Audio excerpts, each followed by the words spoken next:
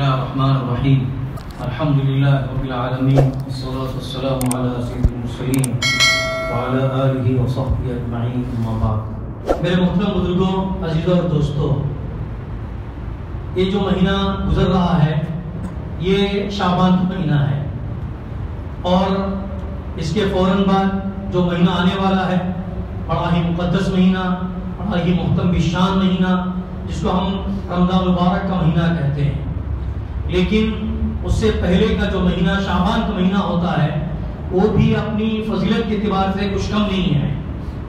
اللہ کے رسول علیہ الصلوۃ والسلام اکثر اس مہینے میں روزہ رکھا کرتے تھے اور خیر کے کام کیا کرتے تھے. ویسے تو دوسرے مہینوں بھی کیا کرتے تھے، لیکن زیادہ تر روزوں کا جو تعلق ہے رمضان کے مہینے کے بعد اگر آپ علیہ الصلوۃ والسلام نے روزہ رکھا ہے تو شعبان کا مہینہ ہے. اس لیے شعبان کا مہینہ رمضان کے مہینے کا گویا کہ مقدمہ ہے. وہ مقدمہ اس لیے ہے کہ اب بڑا مہینہ آ رہا ہے، محتشم مہینہ آ رہا ہے، بڑا فضیلت والا مہینہ آ رہا ہے، تو ہم اس کی پوری تیاری کریں. اب دیکھیے دنیا کے اعتبار سے ہم دیکھتے ہیں کہیں پر کوئی پروگرام ہونے جا رہا ہے، کہیں پر کسی گھر میں شادی ہونے جا رہی ہے، تو ہم اس شادی کے سلسلے میں، اس پروگرام کے سلسلے میں کتنے دنوں پہلے بلکہ مہینوں پہلے اس کو فکر کرتے ہیں تاکہ آنے والوں کو کوئی تکلیف نہ ہو اور ہم جو چاہتے ہیں اس چاہت کے مطابق پورا کام انجام پائے. اس کے لیے ہم بڑی بڑی تیاری کرتے ہیں. اب یہ جو بڑا مہینہ آنے والا ہے اس کی قدر ہمارے دماغ کے اندر ہو، ہمارے ذہنوں کے اندر ہو، ہم بار بار اس کا تذکرہ کرنے والے ہوں کہ ایک بہت بڑا مہینہ آنے والا ہے. اس کی تیاری ہم کو اسی وقت کرنی چاہیے، اسی مہینے ہم کو اس کی تیاری کرنی چاہیے. سلف صالحین کے تعلق سے بعض باتیں جو ہے آپ کے خطبے بیان کی گئی. جب شعبان کا مہینہ آتا تھا تو پھر قرآن پاک کی تلاوت کے اندر ان کی کثرت جو پہلے ہوا کرتی تھی اس سے زیادہ مزید کثرت ہوا کرتی تھی.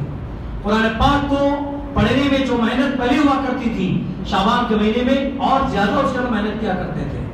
بہت سے لوگ اس لیے زکوٰۃ شعبان کے مہینے نکالا کرتے تھے تاکہ رمضان میں جو لوگ مستحق ہیں، رمضان میں ان کو رمضان سے پہلے ان تک مستحقین تک وہ زکوٰۃ پہنچ جائے اور پھر وہ رمضان میں پوری یکسوئی کے ساتھ اور پوری لگن کے ساتھ اپنی عبادت میں مشغول رہ سکیں. کتنا بڑا خیال کرتے تھے. اگر مستحق ہیں رمضان کے سلسلے میں ان کے پاس کچھ پیسے نہیں ہیں، کھانے کے لیے ان کے پاس پیسے نہیں ہیں، تو پھر وہ بیچارے رمضان میں پریشان ہو سکتے ہیں. عبادت کے بجائے اپنے پیسوں کو وصول کرنے کے لیے ادھر ادھر کی ٹھوکریں وہ لوگ کھا سکتے ہیں، ان کو ادھر ادھر جانا پڑ سکتا ہے. اس لیے ایسے لوگ جو ہیں شعبان ہی میں اپنی پوری زکوٰۃ نکال کر ان تک پہنچایا کرتے تھے تاکہ وہ لوگ بھی جو غریب ہیں، جو مستحقین ہیں، وہ بھی اپنا پورا مہینہ رمضان میں عبادت کے اندر گزاریں، ذکر و اذکار کے اندر گزاریں. اس کی جس طرح سے شان ہے اس شان کے مطابق گزاریں. اپنے پیٹ کے لیے، اپنی ضرورتوں کے لیے ادھر ادھر جا کر ان کی عبادت میں خلل نہ پڑ جائے. اس لیے ہمارے جو سلف صالحین تھے اس کا بھی خیال کیا کرتے تھے. اسی طرح سے بہت سے لوگ اپنے جو کام کاج ہوا کرتے تھے ان کام کاج کی جو ترتیب ہوا کرتی تھی شعبان کے اندر اس کو مکمل کیا کرتے تھے تاکہ رمضان کے آنے کے بعد عبادت میں خلل نہ پڑے. کتنی دور تک وہ لوگ چھوڑتے تھے، لیکن اللہ معاف فرمائے آج ہمیں پتہ تک نہیں چلتا ہے کہ کون سا مہینہ آیا، کون سا مہینہ گزر گیا. جس طرح سے عام مہینے گزرتے ہیں اسی طرح سے ہم گزار دیتے ہیں. اللہ ہم سب کو معاف فرمائے. چاہے وہ کوئی بھی ہو، اس کے ذہن میں بات آتی نہیں ہے جو سلف صالحین کے دلوں کے اندر اور ان کے ذہنوں کے اندر بات آیا کرتی تھی. اپنی پوری ترتیب اور شعبان کے مہینے میں بنایا کرتے تھے تاکہ رمضان کا جو مہینہ ہے عبادتوں میں گزرے، اللہ کی ریاضت میں گزرے، ذکر و اذکار میں گزرے، روزوں میں گزرے، قرآن پاک کی تلاوت میں گزرے اور اس کے اندر ہم کو کچھ سوچنے کی ضرورت نہ پڑ جائے. لیکن شیطان جو ہمارا ازلی دشمن ہے وہ ہمارے پیچھے پڑا ہوا ہے. جو کام شعبان کے اندر، رجب کے اندر وہ کام یاد نہیں آئیں گے، رمضان کے مہینے کے اندر شیطان ہم کو کام یاد دلائے گا کہ آپ کو فلاں کام کرنا ہے، آپ کو فلانے کام باقی ہیں. وہ کام کرنے کے لیے کب بیٹھ جاتے ہیں ہم؟ رمضان میں اس کام کرنے کے لیے بیٹھ جاتے ہیں. حالانکہ رمضان کا مہینہ بالکل کام کاج سے آپ کو فارغ کرنے کا مہینہ ہے. طلباء تعلیم سے فارغ اگر جو ہو چکے ہیں وہ صرف عبادت میں لگے رہیں. ان کے لیے ماشاءاللہ ایسا انتظام ہوتا ہے کہ ان کی تشکیلیں ہوتی ہیں اور اللہ کے راستے میں نکلنے کا کوئی انتظام کیا جا سکتا ہے تو اس میں وہ نکلیں۔ اسی طرح سے عام آدمی بھی ہیں کہ جن کو کچھ کام کا جو پہلے کیا کرتے تھے اب رمضان کے مہینے میں کم از کم اپنے آپ کو فارغ کر دیں۔ اب یہ پہلے ترتیب ہوا کرتی تھی، لوگوں کے ذہن میں پہلے سے بات آیا کرتی تھی کہ آپ کو رمضان کا مہینہ صرف عبادت کے اس کو خاص کر دینا ہے، اللہ کے راستے میں جانے کے اس کو خاص کر دینا ہے، دنیا کی دوسری جو کام ہے وہ ہم کام نہیں کریں گے اس کے اندر۔ لیکن جیسے جیسے ہم کام کے اندر مشغول ہوتے ہیں اور جس طرح سے کام ہم بڑھتے گئے تو شیطان ہم کو ان تمام کاموں سے غفلت میں ڈال دیا۔ حضرت زید بن حارث یا اسامہ بن زید رضی اللہ عنہ کی جو حدیث آج کے خطبے میں پیش کی گئی، اللہ کے رسول علیہ السلام سے انہوں نے سوال کیا، اے اللہ کے رسول، میں آپ کو جس طرح سے شعبان کے مہینے میں روزے رکھتے ہوئے دیکھتا ہوں اس طرح سے رمضان کے علاوہ اور کسی مہینے میں نہیں دیکھتا ہوں۔ تو اللہ کے رسول علیہ السلام نے اس کا جواب یہ دیا، شعبان ایک ایسا مہینہ ہے جو رجب اور رمضان کے بیچ میں آتا ہے اور لوگ اس سے بہت غافل رہتے ہیں، لوگ اس مہینے سے بہت غافل رہتے ہیں۔ اس لیے ایک تو یہ بات یہ ہے کہ اس غفلت سے نکلنے کے لیے اور امت کو نکالنے کے لیے اللہ کے رسول علیہ السلام روزوں کو رکھا کرتے تھے تاکہ میری امت کو معلوم ہو جائے کہ اس مہینے میں روزہ رکھنا کتنا افضل ہوتا ہے۔ اس کے ساتھ ساتھ اللہ کے رسول نے فرمایا کہ شعبان کے مہینے میں روزے اس لیے زیادہ رکھا کرتا ہوں اس لیے کہ اس مہینے میں ہمارے اعمال اللہ کے حضور پیش کیے جاتے ہیں، اور جب میرے اعمال اللہ کے سامنے پیش کیے جائیں، اللہ کے حضور پیش کیے جائیں، تو میں چاہتا ہوں کہ میرے اعمال روزے دار کی حالت میں، مطلب روزے کی حالت میں میرے اعمال اللہ کے حضور پیش کیے جائیں۔ تو یہ ایک بات اللہ کے رسول صلی اللہ علیہ وسلم نے ارشاد فرمائی ہے۔ تو معلوم یہ ہوا کہ اس مہینے کے اندر ہمارے اعمال نامہ اللہ کے حضور پیش کیے جاتے ہیں۔ دوسری حدیث میں بھی ہے کہ دن کا جو عمل ہے رات میں اللہ کے حضور پیش کیے جاتے ہیں، رات کی جو عمل ہے دن کے وقت اللہ کے حضور پیش کیے جاتے ہیں۔ ہفتے میں پیر کے دن اور جمعرات کے دن ہمارے جو عمل نامہ ہیں اللہ کے حضور پیش کیے جاتے ہیں۔ اسی طرح سے سال بھر کے جو اعمال ہیں وہ شعبان کے اندر اللہ کے سامنے پیش کیے جاتے ہیں۔ اس لیے ان مہینوں کے اندر خصوصی طور پر بہت سے ایسی روایات ہیں جو ضعیف کہلاتی ہیں یا جن کا شعبان میں کوئی تعلق نہیں ہے، لیکن بعض روایتیں ایسی ہیں جن کے اندر اللہ کے رسول علیہ السلام نے فرمایا کہ بہت سے لوگوں کی اس مہینے کے اندر مغفرت کر دی جاتی ہے۔ اگر اللہ سے معافی مانگیں، اللہ سے مغفرت طلب کریں تو اللہ تعالیٰ ان کی مغفرت فرماتے ہیں، ان کو معاف فرماتے ہیں۔ لیکن کچھ لوگ ایسے ہیں جب تک وہ اللہ سے معافی نہ مانگیں اور اپنی قدرت کو، اپنے دل کی بیماریوں کو جب تک کہ وہ ختم نہ کر دیں، اللہ تعالیٰ اس وقت ان کو معاف نہیں کرتے ہیں۔ اسے فرمایا حسد کی بیماری ہے۔ حسد ایک دل کے اندر ابھرنے والی ایسی بیماری ہے جو آدمی کو کچھ فائدہ نہیں پہنچاتی ہے۔ جیسا کہ اس کی مثال دی گئی ہے، جیسا کہ کوئی سانپ ہے، سانپ اگر کسی کو ڈنک مار دیتا ہے تو ڈنک مارنے سے سانپ کی جو پیاس ہے، سانپ کی جو بھوک ہے وہ مٹتی نہیں ہے، اس کو کوئی فائدہ نہیں ہوا، لیکن سامنے والے کو نقصان ہو گیا، سامنے والا اس زہر کی وجہ سے مر بھی سکتا ہے۔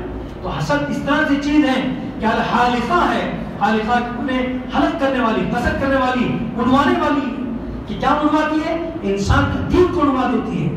اس لیے کسی کے بارے میں حسد کرنا کہ یہ علم میں آگے بڑھ رہا ہے یا تجارت میں آگے بڑھ رہا ہے یا مجھ سے کوئی ترقی کر رہا ہے، اس سلسلے میں لوگوں کے دلوں کے اندر ایک بات پیدا ہو جاتی ہے کہ یہ کیوں آگے بڑھے، اس کے لیے کوئی نقصان پہنچانا چاہیے۔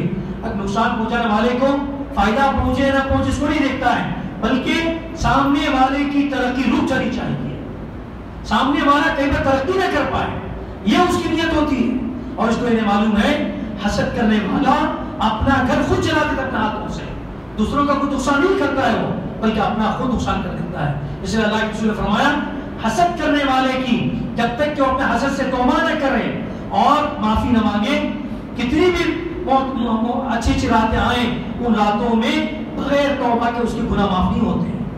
اسی طرح فرمایا ایک بغض رکھنے والا، کینہ رکھنے والا، دشمنی اور عداوت رکھنے والا، یہ مبارک مہینہ آنے سے پہلے یہ رمضان، یہ شعبان کا مہینہ اس بات کی ہم کو تعلیم دیتا ہے کہ اگر خدا نخواستہ کسی سے اگر عداوت ہے، کسی سے دشمنی ہے، کسی سے بغض ہے، تو اس دل کو بالکل پاک اور صاف کر دیں۔ اس لیے کہ ایک مبارک مہینے کے آنے کے بعد ایک ہمارا دل بالکل چمکدار ہوتا ہے، ہمارے دلوں کے اندر کسی کے بارے میں بغض نہ رہے، کسی کے بارے میں کینہ نہ رہے. اور جنتیوں کی صفت بیان کی گئی ہے، اگر کوئی جنتی آدمی اس کو جنت میں داخل کرنے سے پہلے اللہ رب العزت اس کے دلوں سے اس کے دل کو، اس کے حسد کو، اس کے بغض کو، اس کے کینے کو اللہ تعالیٰ صاف اور پاک فرما کر پھر جنت میں اس کو داخل فرمائیں گے. اس لیے میرے بزرگ بھائیوں، یہ تو شعبان کا جو مہینہ ہے، سب سے پہلی بات تو یہ ہے کہ یہ مقدمہ ہے، یہ گویا کہ تیاری کرنے کا موقع ہے رمضان کے مہینے کا. رمضان کا مہینہ جو آ رہا ہے، اس کے اندر ہم پوری سوئی کتاب، کوئی ہمارا کام نہ بن پائے. ہم سفر میں تھے، ہماری نماز چھوٹ گئی، ہم فلانی جگہ پر گئے تھے، ہماری رکعت چھوٹ گئی. ان سب کاموں سے ہمارے ذہنوں کو صاف کرنے کے لیے اللہ رب العزت نے شعبان کا مہینہ عطا کیا ہے. اس کی ہم پوری تیاری کریں کہ ہم کو پورا ہمارا نظام الاوقات بن جائے، اسی وقت بن جائے، اسی مہینے میں بن جائے کہ ہم کو رمضان کا مہینہ کیسے گزارنا چاہیے. تلاوت میں ہمارا کتنا وقت گزرے گا، ذکر و اذکار میں کتنا وقت گزرے گا، مسجد میں کتنا وقت گزرے گا، گھر کے کاموں میں ہمارا کتنا وقت گزرے گا، اس کی پوری ترتیب بن جائے. اس کے ساتھ ساتھ ابھی سے ہم اس کی فکر کریں کہ قرآن پاک پڑھنے کا شوق ہمارے اندر پیدا ہو. جتنا ہم اسی مہینے کا ہم شروع کریں گے تو پھر رمضان کے آتے ہی ہم کو ذرا بوجھ نہیں محسوس ہوگا. اگر ہم اسی وقت شروع کریں گے، کچھ پاؤ پارا آدھا پارا جیسے جیسے موقع ملتا ہے، قرآن کی محبت میں، قرآن کی عظمت میں، اللہ نے ہم کو قرآن سکھایا ہے، قرآن پڑھنا ہم جانتے ہیں، تو یہ رمضان کا مہینہ قرآن کا مہینہ ہے. رمضان کا مہینہ قرآن کے پڑھنے کا مہینہ، قرآن کے سننے کا مہینہ ہے. اس لیے اس کے آنے سے پہلے ہم تھوڑی اسی وقت تیاری شروع کر دیں کہ تاکہ رمضان کے آنے کے بعد یکسوئی کے ساتھ ہم قرآن پاک کی تلاوت کر سکیں. اسی طرح سے یہ رمضان کا مہینہ خیرات کا مہینہ ہے، برکات کا مہینہ ہے.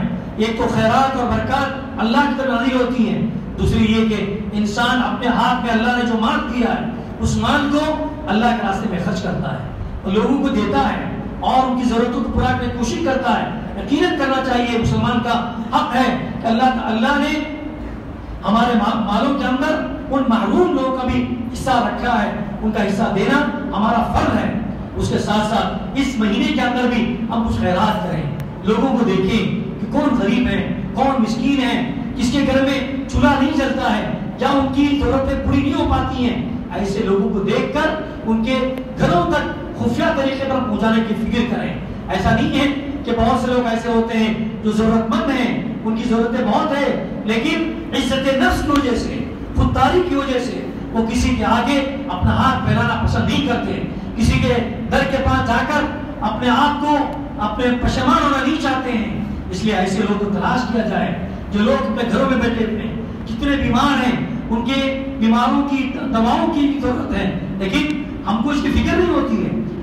ہم کو معلوم ہو جائے کہ فلانے لوگ ان کو بیمار ہیں، اپنے بستر پر پڑے ہوئے ہیں، بیچاروں کو ہاسپٹل میں جانے کے پیسے نہیں ہیں، ان کے گھر کا کام کاج کرنے کے لیے پیسے نہیں ہے، ان کی صفائی ستھرائی کرنے کے لیے پیسے نہیں ہے، تو ایسے لوگوں کو خصوصی طور پر یاد کیا جائے، ان کو باقاعدہ ان کی فہرست بنائی جائے، ان کے پاس جا کر خود مال پہنچائیں. ایسے لوگوں کو دینے سے کیا ہوگا؟ اللہ تعالیٰ ہم کو ایسی بیماریوں سے محفوظ رکھے گی. پہلی بات تو یہ ہے کہ جب انسان ایسے لوگوں کی ضرورت کا خیال رکھے گا جو بیچارے مجبور ہیں، اپنے گھروں میں ہیں، کل تک وہ لوگ بہت اچھے کھاتے پیتے گھرانے میں تھے اور اللہ تعالیٰ ان کی جتنی بھی ضرورتیں پورا کرتا تھا، لیکن آج ہاتھوں سے مجبور ہیں، آج پیروں سے مجبور ہیں، کوئی ایسی بیماری کو لاحق ہو گئی ہے کہ وہ چل نہیں سکتے، وہ باہر نہیں آ سکتے. ایسے لوگوں کے بارے میں ہم کو دیکھ کر خود کو بھی سوچنا چاہیے زندگی کا کیا معاملہ ہے. کل تک وہ طاقتور تھے، آج بیچارے ہر ایک کام کے لیے ایک ایک قدم کے لیے مجبور ہیں، ایک ایک قدم کے دوسروں کا ساتھ ان کو چاہیے. اپنے ہاتھوں سے ایک پانی کا گلاس اٹھا نہیں سکتے، ایک قدم آگے بڑھ نہیں سکتے، اپنی ضرورت پورا نہیں کر سکتے، قضائے حاجت نہیں کر سکتے. ایسی ضرورتوں کو، ضرورت والوں کو، ضرورت مندوں کو دیکھ کر اللہ کا شکر ادا کرنا چاہیے کہ اللہ تو نے مجھے صحیح سالم رکھا ہے، مجھے طاقت دی ہے، میرے پیروں کے اندر طاقت ہے، میرے ہاتھ کے اندر قوت ہے، میں چل سکتا ہوں، میں ہاتھ سے پانی پی سکتا ہوں، اپنے ہاتھوں کو کھانے کے لیے استعمال کر سکتا ہوں. لیکن تیرے بندے کتنے ہیں جو ان ایسی نعمتوں سے محروم ہو چکے ہیں. اب ان کا حق ہمارا کیا ہے کہ اگر اللہ نے ہم کو مال سے نوازا ہے، دولت سے نوازا ہے، پیسوں سے نوازا ہے، کچھ علم سے نوازا ہے، مشورے اچھے دے سکتے ہیں، ان کو اچھے مشورے دیے جائیں. اگر مال دیا ہے مال سے ان کو اگر سرفراز کر سکتے ہیں، ان کی ضرورتوں کو کچھ پورا کر سکتے ہیں، تو ہم آگے بڑھیں، ان کی ضرورتوں کو پورا کریں۔ یہ شعبان کا مہینہ اس طرح کا ہم کو تعلیم دیتا ہے کہ مبارک مہینے کے آنے سے پہلے آپ تیار ہو جائیے، نیک کام کے لیے تیار ہو جائیے، اچھے کام کے لیے تیار ہو جائیے، قرآن پاک کی تلاوت کے لیے، ذکر و اذکار کے لیے، لوگوں کی ضرورتوں کو پورا کرنے کے لیے تیار ہو جائیے۔ پھر دیکھیے اگر ہم کسی کی ضرورت کو پورا کریں گے، اس ضرورت کو پورا کرنے پر اللہ تعالیٰ دل کے اندر جو سکون عطا فرماتے ہیں، وہ سکون آپ پیسے سے خرید نہیں سکتے، آپ پیسوں سے خرید نہیں سکتے ہیں۔ آپ دیکھیے کسی غریب کی مدد کیجیے، قرآن پاک کی تلاوت کیجیے۔ الا بذکر اللہ تطمئن القلوب، اللہ نے کیا فرمایا؟ سن لو، اللہ کے ذکر سے دل کو اطمینان پہنچتا ہے۔